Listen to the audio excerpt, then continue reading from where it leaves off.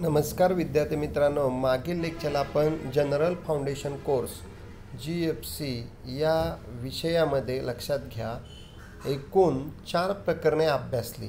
आता आपण या ठिकाणी 5वं प्रकरण अभ्यासत आहोत. हे 5वं प्रकरण अभ्यासत असताना लक्षात घ्या प्रकल्पाचे सुसूत्रीकरण म्हणजे प्रकल्प या ठिकाणी निवडत असताना आपल्याला अनेक घटकांचा विचार करावा लागतो. मागील लेक्चरला आपण उद्योजकाच्या मनामध्ये एखादी कल्पना सुचली तर ती प्रत्यक्षात आणण्यासाठी तो विविध प्रकल्पांचा या ठिकाणी अहवाल तयार करतो आणि या ठिकाणी योग्य तो प्रकल्पाचा विचार करून त्या पद्धतीने आपला उद्योग व्यवसाय सुरू करत असतो. व प्रकल्पाची सुरुवात करत असताना आपण बघितलं की या ठिकाणी भांडवल आहे, त्याचबरोबर मशिनरी आहे, कच्चा माल आहे, जागा आहे. जागेची निवड करतानाही मागेल आपण 9 ते 10 मुद्दे बघितले की बाजारपेठेच्या जवळ जागा असावी, कच्चा माल लगे उपलब्ध व्हावा. हे आपण बघितलं की प्रकल्पाचं एकत्रीकरण करत असताना, सुसूत्रीकरण करत असताना आपल्याला अनेक या घटकांचा विचार करूनच प्रकल्पाची या ठिकाणी बांधणी आखणी करणं खूप महत्त्वाचं आहे. चला तर मग आज आपण या आजच्या 5व्या प्रकरणामध्ये शेवटचा भाग या ठिकाणी अभ्यासणार आहोत आणि नंतर मग या 5व्या टॉपिकचं या ठिकाणी स्वाध्याय पण तुम्हाला मी सांगणार आहे. सर्व विद्यार्थ्यांना महत्त्वाची एक सूचना आहे, लक्षात घ्या की मी तुम्हाला जवळपास 28 ते 29 प्रकल्पाचे विषय दिलेले आहेत. ते विषय आपल्या व्हॉट्सअप ग्रुपवरती आहेत. तर ॲटोच्या विद्यार्थ्यांनी त्यापैकी कोणताही एक विषय घेऊन आपला प्रोजेक्ट अहवाल तयार करायचा आहे. त्या संदर्भातली सूचना मी तुम्हाला दिलेली आहे. तसंच फूडच्या म्हणजेच बेकरीच्या विद्यार्थ्यांना पण वेगळे थोडेसे विषय या ठिकाणी दिलेले आहेत. तर त्यांनी पण या ठिकाणी तुमचा प्रकल्प या ठिकाणी तयार करायचा आहे. त्यामध्ये काही शंका असतील तर विचारू शकता. ठीक आहे, चला तर मग या ठिकाणी आज आपण या 5व्या प्रकरणाला म्हणजे प्रकल्प सुसूत्रीकरण असं प्रकरणाचं नाव आहे, त्यामधला एक महत्त्वाचा भाग आज आपण अभ्यासणार आहोत.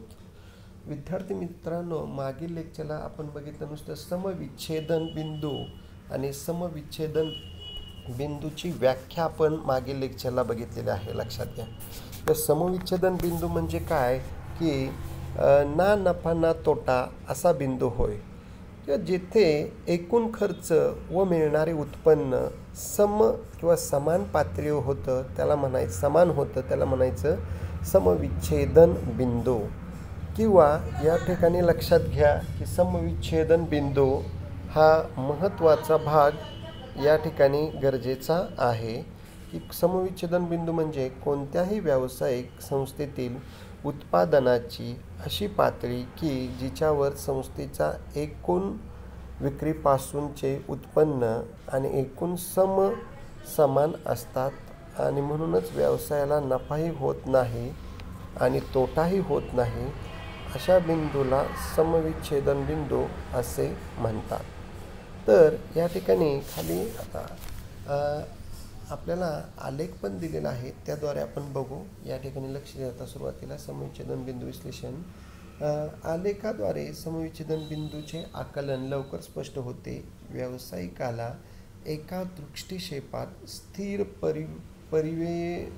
परिवहन विक्री याद्वारे निश्चित होणाऱ्या छेदन बिंदूची कल्पना येते. निराळ्या पातळीवर नफ्याचा अंदाज समविच्छेदन बिंदूवरून लक्षात येतो. समविच्छेदन बिंदूवर लाभ किंवा शून्य असं असतं. यापेक्षा जास्त विक्री अपेक्षित असल्यास जास्त लाभ व कमी अपेक्षित असल्यास हानी होऊ शकते. समविच्छेदन बिंदू पुढील घटकांचा परिणाम होतो. कोणकोणते घटक आहे की याच्यावर परिणाम करणार आहे? विक्रीचा परिणाम होतो, उत्पादनात वाढ केली परिणाम होतो, स्थिर खर्चात वाढ केली तरी परिणाम होतो किंवा बदलला तरी या ठिकाणी आपल्याला या समविच्छेदन बिंदूमध्ये बदल दिसून येतो. बघा आता ही समविच्छेदन बिंदू डायग्रॅम तुमच्या लक्षात येत असेल की सुरुवातीला बघा या ठिकाणी हा य अक्ष आणि या ठिकाणी हा बघा इथं य अक्ष दिलेला आहे, इथं अ अक्ष आणि इथं क्ष अक्ष आहे. विक्री एकांकामध्ये खाली घेतलेली आहे आपण क्ष अक्षामध्ये, आणि उत्पन्न व परिव्यय रुपयामध्ये य अक्षावरती घेतलेला आहे. तर यामध्ये लक्षात घ्या की एक समान रेषा तुम्हाला इथं या ठिकाणी दिसून येत आहे. त्याला आपण स्थिर परिव्यय म्हणतो, की जो खर्च आपल्याला करावाच लागतो. त्याचबरोबर इथून हानीचं प्रमाण बघा या पद्धतीने आहे, इथून हानी आहे आणि त्याच्याच पुढं आहे बघा, इथून या ठिकाणी लाभ आहे. म्हणजे एकूण परिव्यय सुद्धा इथं दिलेला आहे बघा, आणि विक्री वरचा जो भाग आहे तो विक्रीचा आहे, आणि इथं समविच्छेदन बिंदू हा खूप महत्त्वाचा बिंदू आहे. लक्षात घ्या की जिथं तुम्हाला समविच्छेदन बिंदू दिसतोय की त्या बिंदूपाशी तुम्हाला लक्षात घ्या की समविच्छेदन बिंदू, इथं ना नफा ना तोटा असा हा बिंदू तुमच्या लक्षात येत आहे. लक्षात घ्या, म्हणजे त्याला म्हणायचं समविच्छेदन बिंदू, की जिथं लाभ पण होत नाही आणि हानी पण होत नाही असा बिंदू म्हणजे समविच्छेदन बिंदू होय. तर हा बिंदू पण महत्त्वाचा आहे की जिथं आपल्याला हानी या ठिकाणी जर विक्री कमी झाली तर हानी होते, विक्री वाढली तर लाभ होतोय. लक्षात घ्या. तर त्या पद्धतीने आपल्याला लक्षात येणं गरजेचं आहे की हानी आणि लाभ म्हणजे नुकसान आणि फायदा हे दोन्ही घटक विचारात घेतले तर तुम्हाला समविच्छेदन बिंदू हा एका विशिष्ट बिंदूपाशी हायलाईट करून दाखवलेला आहे की ज्याच्यामुळं आपल्याला हा समविच्छेदन बिंदूचा भाग लक्षात येत आहे.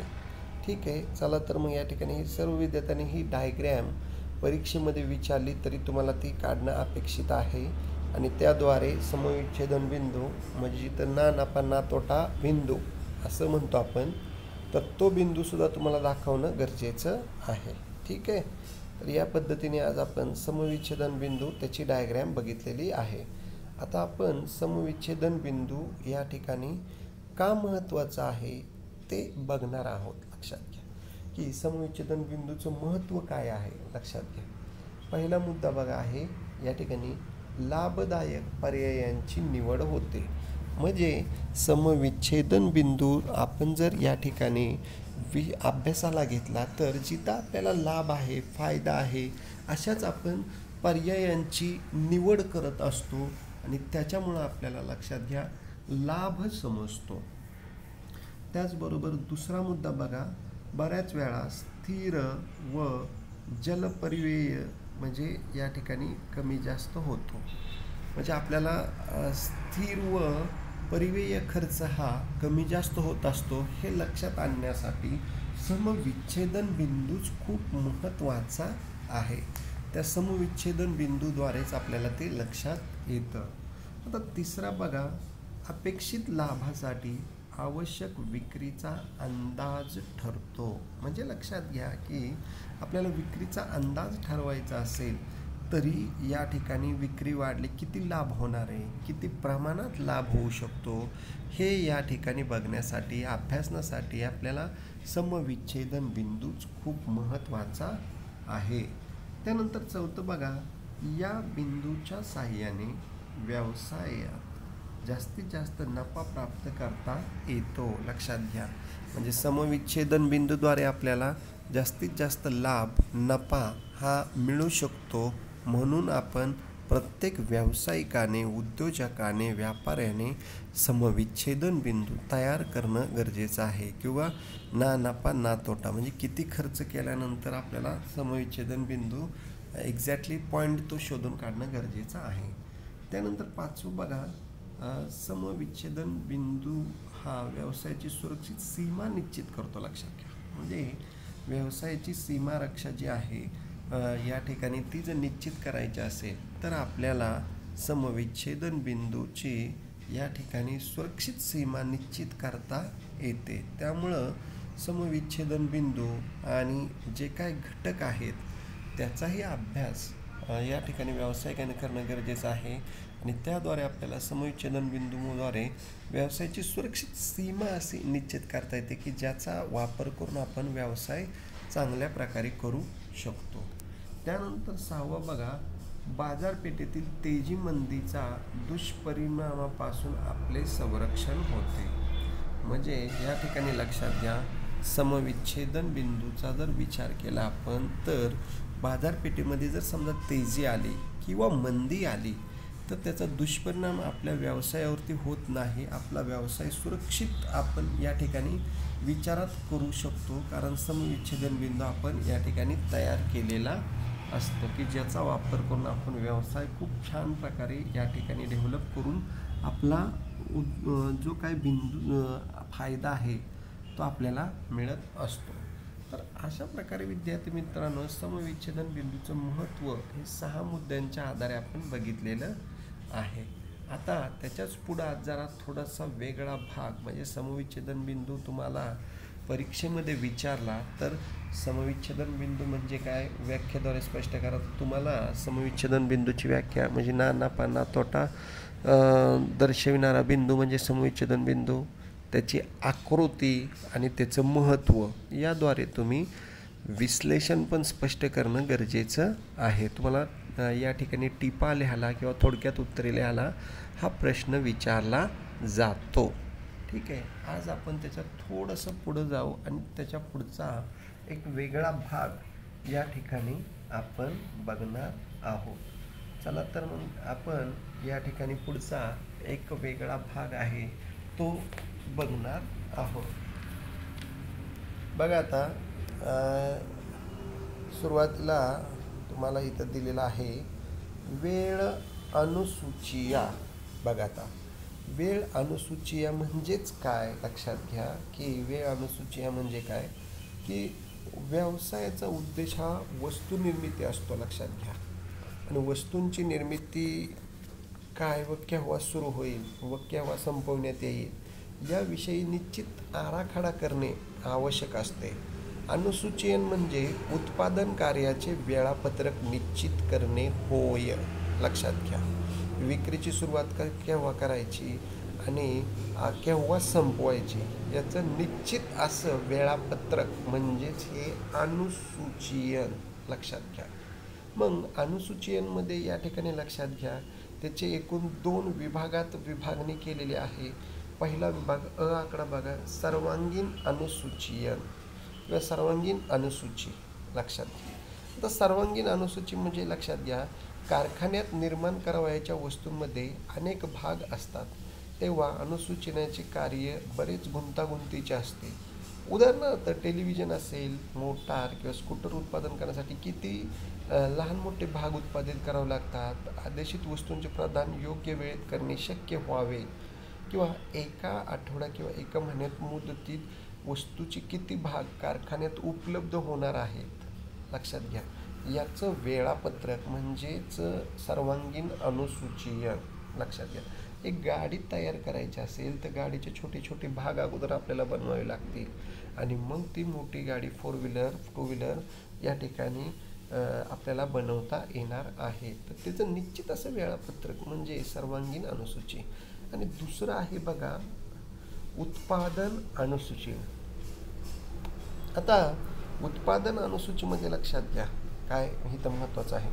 उत्पादन अनुसूची हे एक असे वेळापत्रक आहे की ज्यामध्ये उत्पादन कार्याशी निगडीत असलेल्या प्रत्येक प्रक्रिया सुरू होण्याची तसेच संपवण्याची वेळ नमूद केलेली असते. आणि उत्पादन अनुसूची तयार करण्याचा मुख्य उद्देश विभिन्न प्रक्रिया विशिष्ट क्रमाने व योग्य वेळेवर तसेच योग्य मुदतीत घडवून आणणे व यंत्राच्या उत्पादन क्षमतेचा अधिक उपयोग करणे हा असतो. लक्षात घ्या. म्हणजे वेळ अनुसूचीयन तुमच्या लक्षात आलं असेल की इथं वेळापत्रक करणे विक्रीचे आणि मालाचे संपवण्याचे. त्याचबरोबर या ठिकाणी पुढं दिलेलं आहे बघा प्रकल्प मूल्यमापन आणि परीक्षण तंत्र. लक्षात घ्या विद्यार्थी मित्रांनो, प्रकल्प मूल्यमापन आणि परीक्षण तंत्रामध्ये सुद्धा तुम्हाला हे भाग अभ्यासायचे आहेत की प्रकल्प मूल्यमापन आणि परीक्षण तंत्रामध्ये तंत्र ते बघा ही एक अशी पद्धत आहे की ज्या पूर्वनियोजित कार्य केलेल्या वेळेत पार पाडण्यासाठी संसाधनांचा योग्यरित्या वापर केला जातो. म्हणजे प्रकल्प मूल्यमापनामध्ये लक्षात घ्या की आपल्याला काय करायचं आहे की पूर्वनियोजित संसाधने योग्यरित्या वापरता यावी त्यासाठी आपण प्रकल्प मूल्यमापन तंत्र हे उपयोगात आणतो. आणि दुसरं आहे जलद मार्ग पद्धत. म्हणजे जलद मार्ग म्हणजे कमी वेळेमध्ये लवकर काम करता यावं त्यासाठी की प्रकल्प नियोजन आणि नियंत्रणासाठी या ठिकाणी जलद मार्ग पद्धतीचा उपयोग केला जातो. लक्षात घ्या. त्यामध्ये या ठिकाणी ह्याची आवश्यकता काय आहे, बँका आणि वित्तीय संस्थांची आवश्यकता काय आहे आपल्याला आता तो मुद्दा या ठिकाणी बघायचा आहे. तर त्यासाठी तुम्हाला हे प्रकल्प मूल्यमापन बघितलं आपण. त्याचबरोबर या ठिकाणी बरेच घटक आपण बघितलेले आहेत. आता या ठिकाणी पुढचा भाग आपण बघणार आहोत की प्रकल्प मूल्यमापनाची कोणकोणती तंत्रे आहेत. म्हणजे एखाद्या प्रकल्पाचं मूल्यमापन कसं करायचं त्यासाठी तंत्रे कोणती आहेत ती आपल्याला अभ्यासायची आहेत. तर या 5 तंत्रांच्याद्वारे आपण प्रकल्पाचं मूल्यमापन करतो, इव्हॅल्युएशन करतो. बघा, तांत्रिक मूल्यमापन म्हणजे या ठिकाणी तांत्रिक घटक या ठिकाणी विचारात घेऊन आपण प्रकल्पाचं योग्य ते मूल्यमापन करत असतो. त्याचबरोबर दुसरं आहे बघा वित्तीय मूल्यमापन. वित्तीय म्हणजे पैशामध्ये सुद्धा प्रकल्पाचं योग्य मूल्यमापन केलं जातं. त्यानंतर तिसरं आहे बघा आर्थिक मूल्यमापन. फायनान्शियलदृष्ट्या इकॉनॉमिकदृष्ट्या प्रकल्पाचं आपण मूल्यमापन करतो. त्यानंतर चौथं आहे बघा व्यवस्थापकीय मूल्यमापन. व्यवस्थापक म्हणजे मॅनेजमेंटद्वारे सुद्धा प्रकल्पाचं आपण योग्य ते मूल्यांकन करत असतो. आणि सगळ्यात शेवटी आहे संघटनात्मक व कार्यात्मक मूल्यमापन. म्हणजे याद्वारे सुद्धा आपण प्रकल्पाचं योग्य ते आणि चांगल्या पद्धतीने मूल्यांकन करत असतो. तर अशा प्रकारे आज आपण हे प्रकल्पाचं मूल्यमापन आणि या ठिकाणी वेगवेगळ्या तंत्राद्वारे, वित्तीय संस्थाद्वारे, आर्थिक व्यवस्थापकीय घटकांद्वारे आणि संघटनात्मक व कार्यात्मक मूल्यमापनाद्वारे प्रकल्पाचं आपण मूल्यमापन करतो. ठीक आहे विद्यार्थी मित्रांनो, आज आपण हे 5व्या प्रकरणामधला अंतिम भाग अभ्यासलेला आहे. आता मी तुम्हाला हे लेक्चर या ठिकाणी सेंड करतो. तुम्ही या ठिकाणी व्यवस्थित रेकॉर्डेड लेक्चर ऐका आणि आपल्या नोटबुकमध्ये सर्व नोट्स लिहा. याही 5व्या प्रकरणाचे मी स्वाध्याय तुम्हाला तुमच्या पाठवतो. तर सर्व विद्यार्थ्यांनी प्रश्न उत्तराचा पण भाग व्यवस्थित लिहून घ्यायचा आहे. थँक्यू. सर्वांनी या ठिकाणी धन्यवाद आणि प्रकल्प लवकरात लवकर पूर्ण करून ठेवा. ठीक आहे. थँक्यू.